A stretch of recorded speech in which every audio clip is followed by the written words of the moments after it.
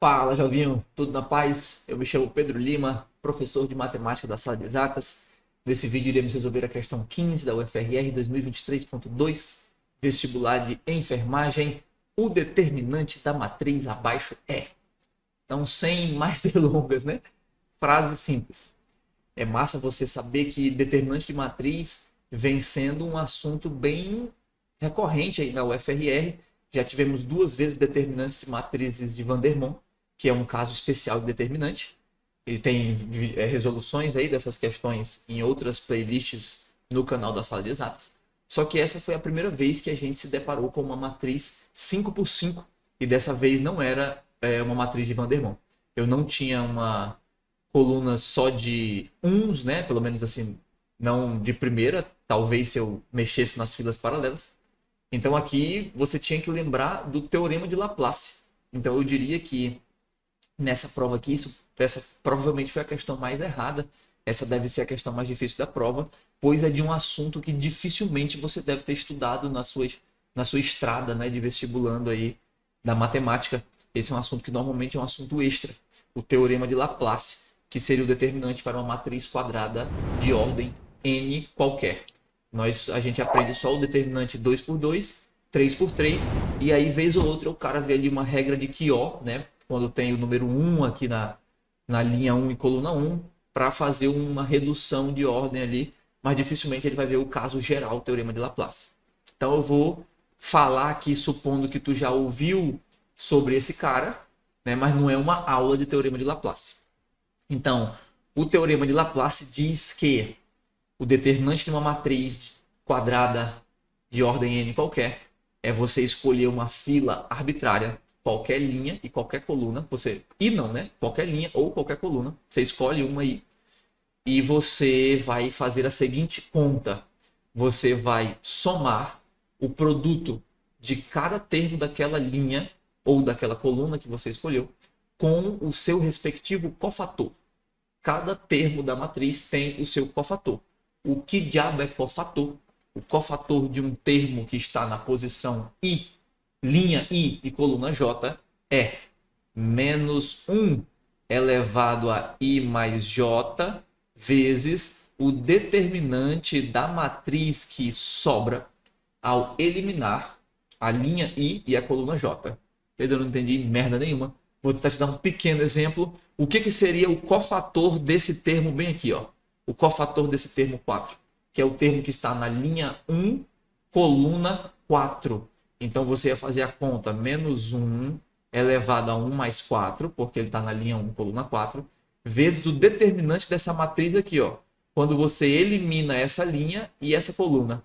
Então você imagina que é a matriz 4 por 4, que tem aqui começa essa primeira coluna toda de 0, 1, 2, 3, 4, 0, 1, 0, 0, 0, 2, 1, 1. Sobraria uma matriz 4 por 4, você faria esse determinante. Então, esse cara, vezes esse determinante, seria o cofator daquele termo que está ali. O determinante da matriz, então, é pegar em uma fila arbitrária todos os termos, cada um vezes o seu cofator, soma tudo, e isso é o determinante de uma matriz. Então, dificilmente você viu esse tópico, né? E aí, caso você tenha visto, você perceberia que essa é uma matriz muito conveniente para a gente aplicar o teorema de Laplace. E como que nós iremos fazer isso? A primeira fila arbitrária que nós iremos escolher é a coluna 1. Note que essa coluna 1 ela tem muitos zeros. Então, quando eu for calcular o determinante dessa matriz, eu calcularia assim: 0 vezes o seu cofator, que vai dar zero mesmo, mais 0 vezes o seu cofator, que vai dar zero mesmo, 0 vezes seu cofator, que vai dar zero mesmo, mais 0 vezes seu cofator, que vai dar zero mesmo, e sobraria apenas 1 vezes o seu cofator. Então, como essa é uma coluna que tem muitos zeros, fica muito conveniente de fazer a conta, porque a conta que seria 5, eu teria que fazer 5 cofatores, multiplicar pelos seus 5 termos, né, cada um com o seu, e fazer a soma, agora virou uma coisa só. É um termo vezes um cofator só. Esse um termo é 1, esse cofator seria menos 1 elevado a 1 mais 1, vezes o determinante dessa matriz aqui. Esse 1 vezes esse outro 1, eu não preciso escrever. Um elemento neutro da multiplicação. Então agora eu vou olhar para essa matriz 4 por 4 e calcular o determinante da primeira se resumiu agora em calcular o determinante dessa segunda 4 por 4. Novamente, irei aplicar o teorema de Laplace, dessa vez olhando para a linha 1. Novamente, eu teria 0 vezes seu cofator, mais 0 vezes seu cofator, mais 0 vezes seu cofator, sobrando apenas 1 vezes seu cofator.